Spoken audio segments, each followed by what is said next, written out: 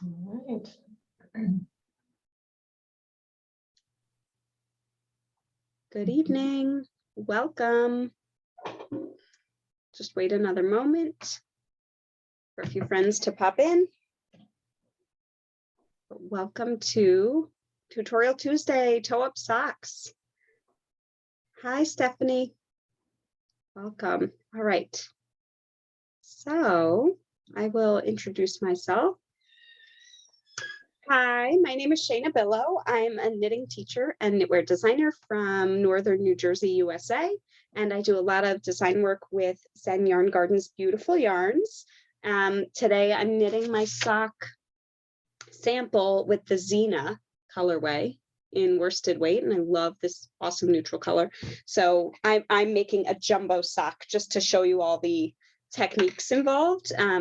And then I'll be turning this yarn, I'll be ripping it out and turning it into something really fabulous coming soon. So welcome. Please open your chat box. We will be running some giveaways during this time. So Suzanne, who's with me and will introduce herself in a moment, will be running the giveaways, and you'll need your chat feature open so that you can answer the questions. So welcome. Today is our 36th Tutorial Tuesday from Zen Yarn Garden, and the other 35 Tutorial Tuesdays are available on the Zen Yarn Garden YouTube page. So you can go there and click subscribe, and anytime there's a new video, it'll pop up. And of course, if you're on Zen Yarn Garden's mailing list, you'll be getting information about when these awesome tutorials and videos are being made. So without further ado, I will turn it over to my friend Suzanne. Hi, everyone. Yeah, I'm just here to help today. So I'll be taking an eye on the chat, and I get to give away the $20 gift certificates. So there's going to be two $20 gift certificates. We will be asking a question about the tutorial. And yeah, so have your chats open, be ready, and I'll let Shayna take it away. Welcome. Oh, I'll show you my socks. Look, I did not get quite to the heel yet, so sorry. And I cheated and I just cast on a little bit of a foot and then went for it. But I'm seeing in the chat, we've got people from all over, even from Kingston, Jamaica. Welcome. And Connecticut. Awesome. Welcome. All right. So let's get into it. And I will admit, so I noticed there was a question in the chat, and I will discuss with you, Ilana, and the group exactly what you have questions about there, but we'll get to that in a minute. And I do want to mention that I goofed up my sock. I'll just say it out here right now. I was working on my second part of the heel turn today. Before the class, I was doing my homework, and I noticed somehow I goofed up my number. This happened on the last sock tutorial too, so it must be something with me and socks. At any rate, I fudged it a little bit so that I'll be able to show you what the short rows look like when you come to eat them up. But just so you're aware, yours will look a little differently, and I'll explain that to you when I get there. But I want you all to know knitting teachers make mistakes too. So here we go. All right, I'm going to switch over to my other camera. So what we had done last week was we started the short rows to shape the heel gusset here. So we had worked short rows coming in smaller and smaller and smaller to create the back of the heel like this.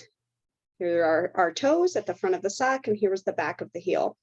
Then what we did, the second part of the heel turn, was working out essentially more and more stitches as you go this way to achieve back to your regular number of stitches. And these two edges are actually connected with short rows. So they fold in half really and turn into this corner gusset right here. So what we're going to do today now, once you've eaten up all of those wrap and turns, which we demonstrated in last week's time, then you're going to actually join it back together into the round and work across the top of the foot stitches again in pattern. And for this sock, we're actually going back to our lace pattern for the top of the cuff. So we'll talk about that too. Okie dokie. So let's get started. So here I am. I'm at my very last picking up of a wrap. There we go. On the right side. So here I've got my wrapped stitch right there. I'm going to lift into my wrap and into the stitch, whoopsie, and work the two together to finish off that last wrap. Okay.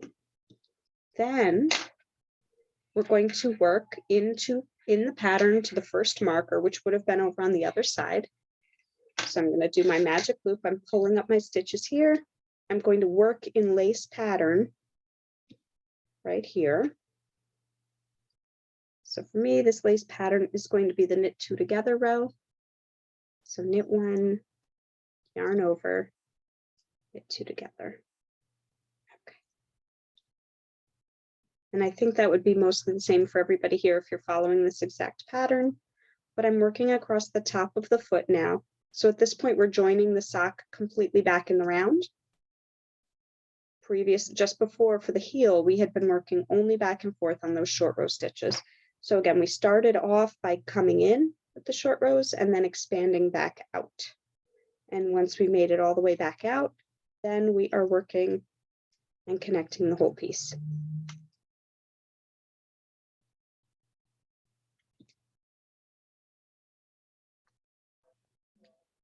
Okay, so here we go. I'm at the edge now. Here, this is where I goofed up. I was missing, somehow my short rows were, I miscounted. So what I did was I created sort of faux, I undid my previous short rows and I put them back on the needle so that I could demonstrate to you how you would close up this side here. Here are my wrap and turns. Technically, they would have been on this dark brown stitch, but I had one extra row. So we'll just pretend that they are wrapping that stitch. Bear with me. All right, what we're going to do to get rid of these short rows or to eat them up, consume them with the other stitch, we're going to lift them up on the right-hand leg. This is a little different because from what we had been doing previously to consume the stitches on the heel gusset, because we're not approaching these from the wrong side. We're approaching them from the right side. So I'm lifting them up. I'm going to scoop this stitch onto the stitch that they are wrapping onto my right-hand needle as well. And then I'm going to bring them over like so. And then knit the 3 together. So the 2 wraps plus this stitch to close up the short row. And then I'm going to pull very tight. Here I have a gap because again, I had that extra row that I had goofed up. You will still have a slight gap here, even if you are not me and you didn't goof up, which I hope many of you didn't. But what you can do here to close up the gap, you could increase a stitch with a make one from down below and kind of knit it together on the next row, decrease the extra stitch on the next row. That would be one way to get rid of the extra stitch. But let me get back to magic loop. All right, so what I'm doing here is I'm going to knit across these stitches here at the top, at the bottom of the foot rather. Okay. To get back to the beginning of my marker, to my beginning marker, which would have been right here.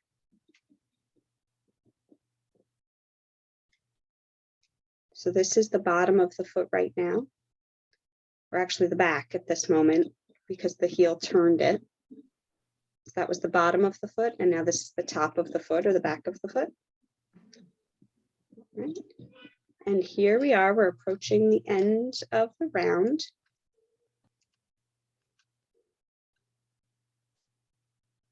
I'm going to turn my magic loop. All right, so the next step in the pattern is to begin the cuff. So these are short socks. They just have a little small cuff, and the cuff is done in lace. What the next round asks us to do is knit across these stitches, which would be the next round in pattern. And then over here at the back of the heel, we are asked to work knit 2 together, knit 2 together, all the way across the back of the stockinette. The reason the pattern asks us to do that is because our gauge in stockinette is much more dense than our gauge in lace. And since we're shifting over to the lace for the top of the heel cuff, we have to accommodate for the difference in gauge. If you were not to decrease here and just to work the whole cuff up in lace, it would flare out like a ruffle or just a floppy edging. Here, if we decrease and account for the difference in gauge, it will work out much more beautifully. So let's do that together. I'm going to knit across the foot stitches.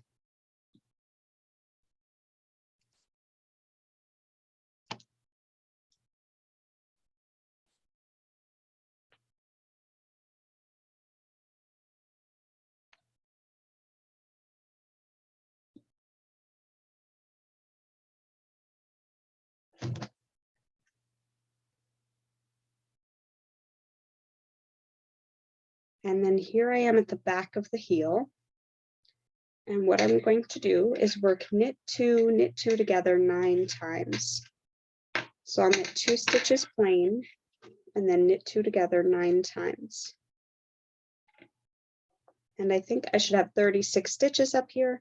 So that's going to take me to the very edge of the row because 4 times 9, 36. So knit 2 together. So 4 stitches turned into 3. And we're doing that 9 times. So we're going across these 36 stitches and we will end with 27.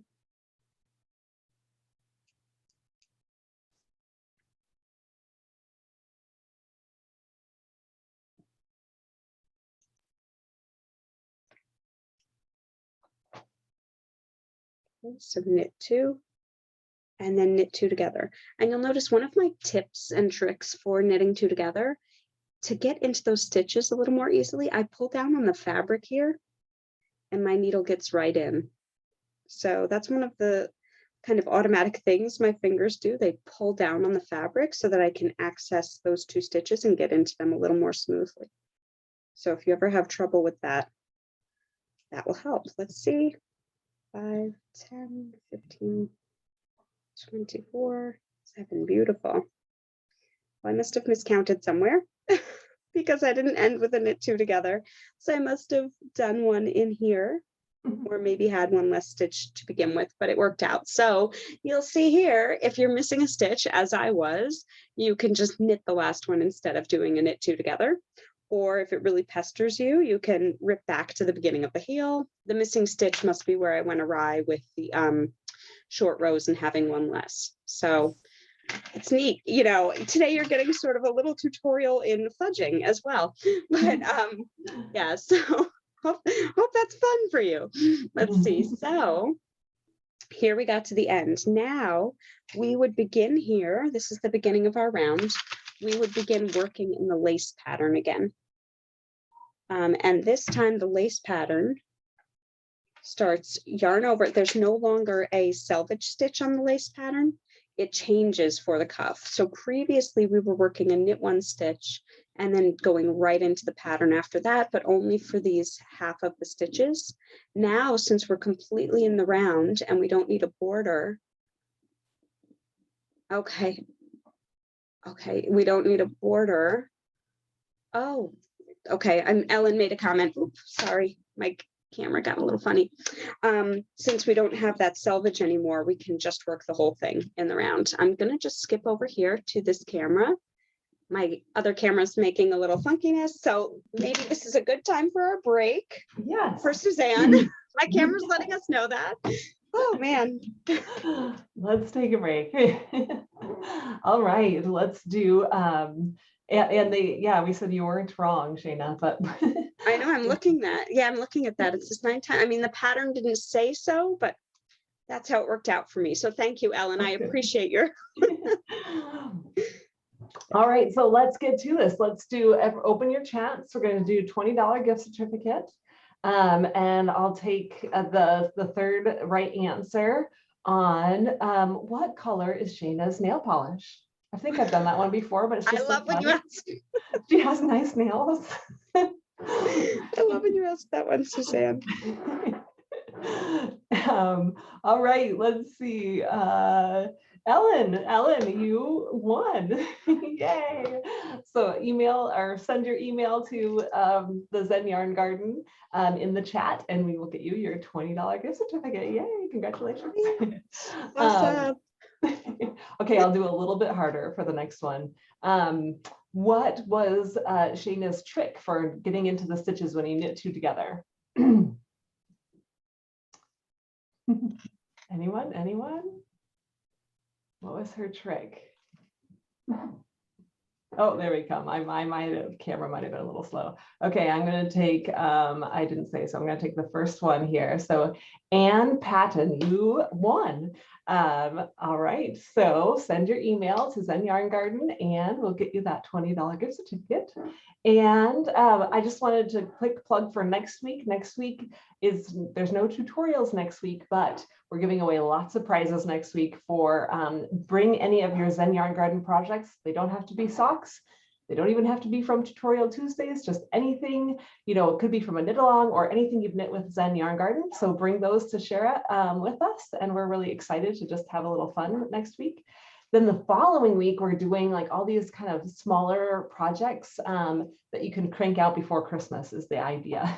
So they're a little bit smaller and yeah, so that'll be fun too. They all use the worsted weight yarn. So if you want to get a few skeins of that, you'll be able to complete a few projects and it will be a lot of fun. Yeah, so now we'll get back to Shayna. Hello again. All right. So I hope, let's see, thank you, Suzanne. All right. Hi again.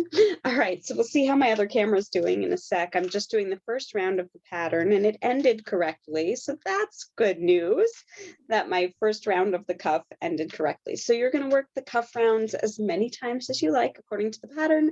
I think the finished sock shows about 1, 2, 3, 4, 5, 6, 7, 8, like 8 repetitions of the 4 rows. So hopefully by now, if you've been working the socks, you'll be comfortable with that lace pattern and you'll work it up for the cuff. But I do want to chat a little bit with Ilana about Ilana's question, which was very interesting at the beginning. And I think something that many sock knitters have struggled with, and that is there a way to avoid all the little holes I ended up with on the diagonal on both sides of the heel? So that has a lot to do with tension and the short rows in general. Let's see if my camera's working. Okay, please be good, camera. Okay, so is yours worse than this? If you want to let me know in the chat, Ilana, or anyone else, if you have bigger holes, smaller holes. I have a little bit of an opening here because we're working 2 short rows on top of one another. So it's not incredibly perfect. It's not an incredibly perfect system because of the nature of short rows. I find if you can make your short rows a little tighter, so when you're turning to actually really tug that yarn so that the yarn that you're wrapping the stitch with isn't as large, that can help sometimes. I noticed one of my sides is prettier than the other. And I think that has to do, and less holy than the other. That has to do with the fact that sometimes when I knit, one side of my fabric is a little looser than the other. I don't know if anyone else struggles with the same thing. So I think that's coming out here in this sort of stockinette look. What you might want to look into are the fish lips kiss.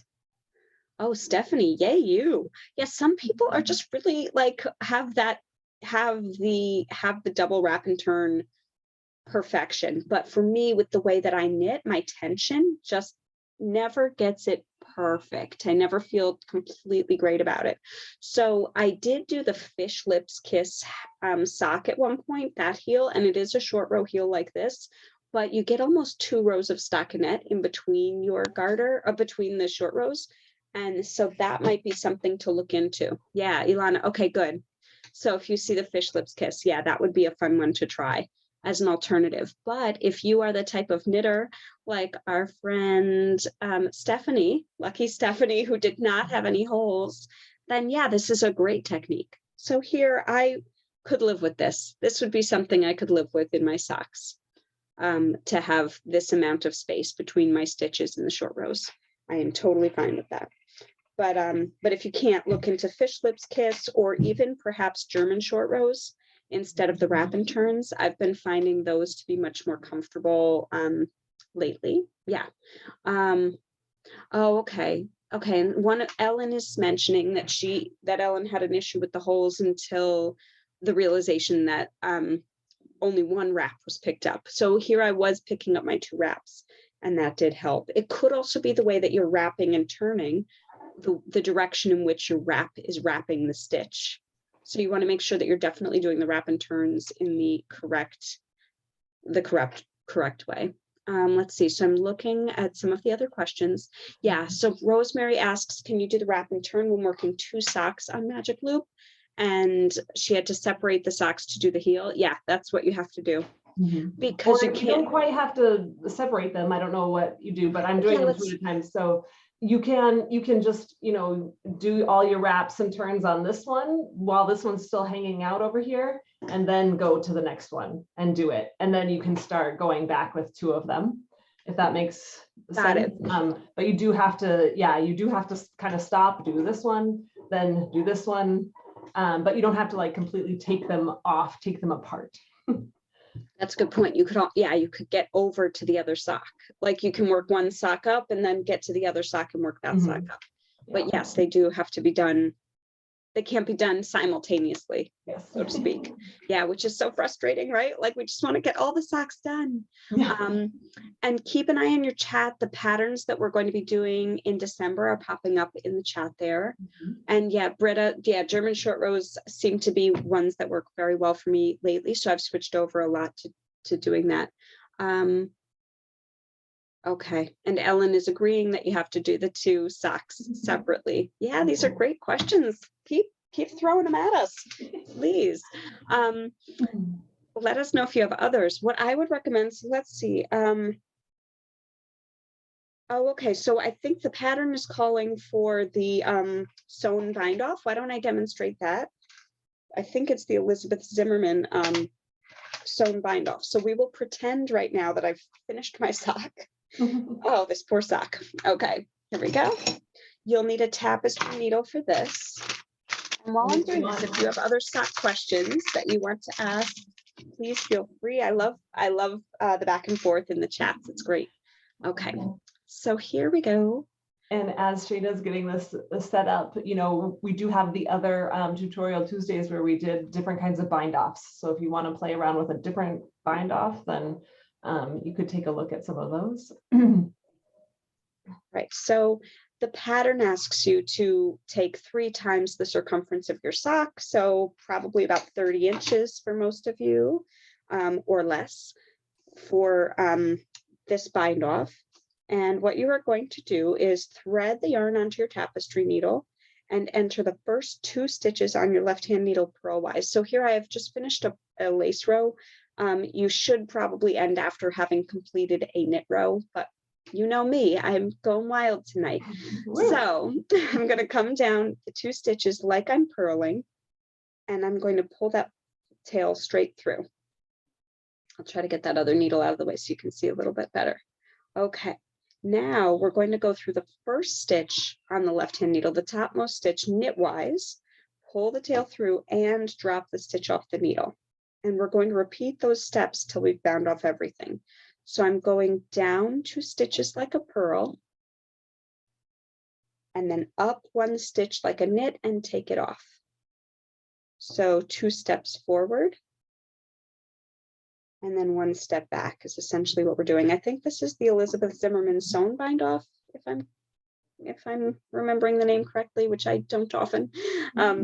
So we're going down the 2 purl stitches like a purl, and then up the topmost stitch like a knit and take it off. So down 2 like a purl. So my needle is going in opposite, starting at the top and going down, or from right to left. The 2 stitches, I leave them on, and then I come up this stitch from left to right, or like you would if you were knitting it, and I remove that from the needle. So down 2, up 1, down 2, and then up 1, down 2, up 1, etc. You get the idea, but I will show you what this looks like here.